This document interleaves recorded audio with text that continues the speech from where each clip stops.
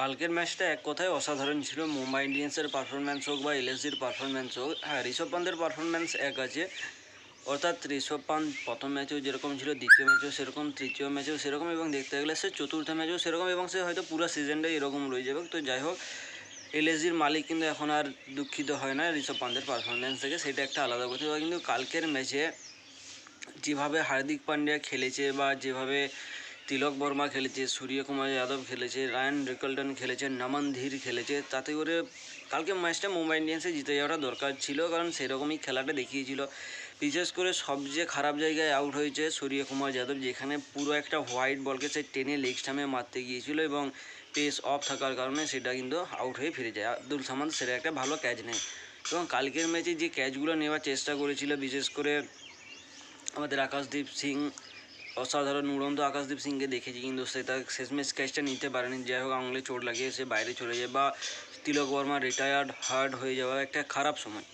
ওই সময়টায় তিলক বর্মা যদি গ্রাউন্ডের বাইরে না চলে যেত তাও কাজ চলতো, কারণ মিচেল স্যান্টনার একটা বলেই খেলেছিল, যেখান থেকে সে এক রানেই পেয়েছে। তো অর্থাৎ কোনো কারণ ছাড়াই বা কোনো মানে ছাড়াই কিন্তু রিটায়ার হার্ড হয়ে ফিরে যায় তিলক বর্মা। তিলক বর্মাকে অনেক সুযোগ দেওয়া হয়, অনেক বল পাইছে, কিন্তু তার ব্যাটে বলে ঠিকঠাক কানেকশানটা হচ্ছিল না, যে কানেকশানটা হওয়া দরকার ছিল। এবং শেষের ওভারে যেভাবে হার্দিক পান্ডিয়া প্রথম বলেই 6 মেরে দেয়, বাকি 16 রান দরকার ছিল 5 বলে, কিন্তু সেখান থেকে মুম্বাই ইন্ডিয়ান্স ম্যাচটা হেরে যায়। যেখানে 1 রান হয়ে যাওয়ার কথা ছিল সেখানে 1 রান নেয়নি। তারপরে পরপর দুটো বল মিসহিট, যেখানে দুটো 6 হওয়ার কথা ছিল। তো কালকের ম্যাচে শেষের ওভারটা কিন্তু প্রচুর ভুল ভ্রান্তি ছিল মুম্বাই ইন্ডিয়ান্সের তরফ থেকে। বাকিবার সমস্ত ম্যাচ জুড়ে কালকে এন্টারটেইন করেছে সমস্ত দর্শকদেরকে, বিশেষ করে শুরুতেই যেভাবে মিচেল মার্শ এবং এইডেন মার্করাম খেলে। মিচেল মার্শ 50 রান করে ফিরে যায়, এইডেন মার্করাম ধীরে ধীরে 50 রান করে তারপর সেও ফিরে যায়, এবং অপর দিক থেকে আর সেভাবে উইকেটে থাকার মতো আর কেউ ছিল না। কিন্তু ধীরে ধীরে যতটা এগিয়ে যায়, যতটা সময় যায়, 203 রানে পৌঁছে যায় এলএসজি। মুম্বাই ইন্ডিয়ান্সের তরফ থেকে হার্দিক পান্ডিয়া, অর্থাৎ মুম্বাই ইন্ডিয়ান্স যতক্ষণ এইডেন মার্করাম বলছিল ততক্ষণ 3 উইকেট ছিল। 3 উইকেট থেকে একদম যখন 20 ওভার যায় তখন কিন্তু এলএসজি পুরো 8 উইকেট তুলে, অর্থাৎ আমি তো অবাক, সে খেলাটা 5 মিনিটের জন্য স্কিপ করলাম, 8 উইকেট, অর্থাৎ 5 উইকেট ডাউন হয়ে গেল। হার্দিক পান্ডিয়া 5 উইকেট, বিঘ্নেশ পুথুর 1, অশ্বিনী কুমার 1, মানে এইভাবে কালকে যেভাবে মুম্বাই ইন্ডিয়ান্স খেলেছিল অসাধারণ। কিন্তু একটু রানটা বেশি কনসিড করে নিয়েছিল, 203 রান হওয়ার কথা ছিল না, আরও কম রান হওয়ার কথা ছিল। কিন্তু যাই হোক, কালকে বেশি রান কনসিড করলেও মুম্বাই ইন্ডিয়ান্স কিন্তু রান রেটটা বিশেষ উপরে যেতে দেয়নি, তারা 10 করে চালিয়ে নিয়ে গিয়েছিল, এবং শেষের ওভার পর্যন্ত তারা ম্যাচটা নিয়ে গিয়েছিল। এবং কালকের ম্যাচটা যেভাবে হেরেছে মুম্বাই ইন্ডিয়ান্স, সেটা হওয়াটা উচিত ছিল না। বিশেষ করে যদি কেউ মুম্বাই ইন্ডিয়ান্সের ফ্যান হয়ে থাকে তার কিন্তু বিশাল কষ্ট হবে কালকের ম্যাচটা দেখে। তো কালকের ম্যাচে এলএসজি প্রথমে ব্যাট করতে নেমে 203 রান করে 8 উইকেট হারিয়ে, যেখানে মিচেল মার্শ 60, এইডেন মার্করাম 53 এবং আয়ুষ বাদনি 30 রান করে।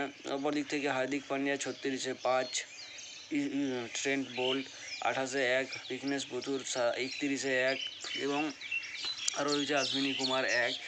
এবং মুম্বাই ইন্ডিয়ান্স যখন রানটা চেস করতে নামে তখন কিন্তু তাদের টপ অর্ডার কালকে যেভাবে কোলাপস হয়েছিল, উইল জ্যাক এবং আরও একজন যে আমাদের থাকে, যাকে আমরা দেখেছি রায়ান রিকলটন, সে কিন্তু কালকের ম্যাচে ফ্লপ যায়। সূর্যকুমার যাদব অসাধারণ একটা ইনিংস খেলে 67 রানের, নমন ধীর 46, হার্দিক পান্ডিয়া 28-এ নট আউট। অপরদিক থেকে দিগ্বেশ প্যাটেল 21-এ 1, দিগ্বেশ রাঠি 21-এ 1, শার্দুল ঠাকুর 40-এ 1, আভেশ খান 40-এ 1, এবং দিগ্বেশ রাঠি কালকে প্লেয়ার অফ দ্য ম্যাচ হয়। কী কারণে হয় জানি না, কালকে প্লেয়ার অফ দ্য ম্যাচ হয় যদি সবচেয়ে বড় সবচেয়ে বেশি ডিজার্ভিং কোনো প্লেয়ার ছিল সেটা হচ্ছে হার্দিক পান্ডিয়া।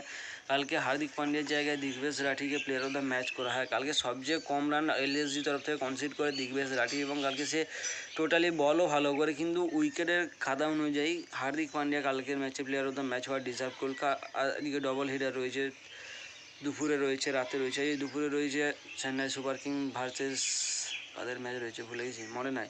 রাতে রয়েছে Rajasthan Royal versus Punjab Kings. তো দেখা যাক কালকের ম্যাচে কী হয়। বাকিবার কালকের ম্যাচটা এতটাই হতাশাজনক ছিল যে আমার মাথার বাইরে এখনও বেরোচ্ছে না যে মুম্বাই ইন্ডিয়ান্স হেরে কীভাবে গেল। এবং কালকে শেষের ওভারে অসাধারণ বল করেছে আভেশ খান, এবং তার আগের ওভারে শার্দুল ঠাকুর কিন্তু তার থেকেও ভালো বল করেছে, অর্থাৎ অর্ধেক ম্যাচটা 19 ওভারেই জিতে যায় এলএসজি। বাকি যে রানটা ছিল সেটা কিন্তু উইনিং রান ছিল অবশ্যই এলএসজির জন্য, কারণ অনেকটা রানই রেখে গিয়েছিল শার্দুল ঠাকুর।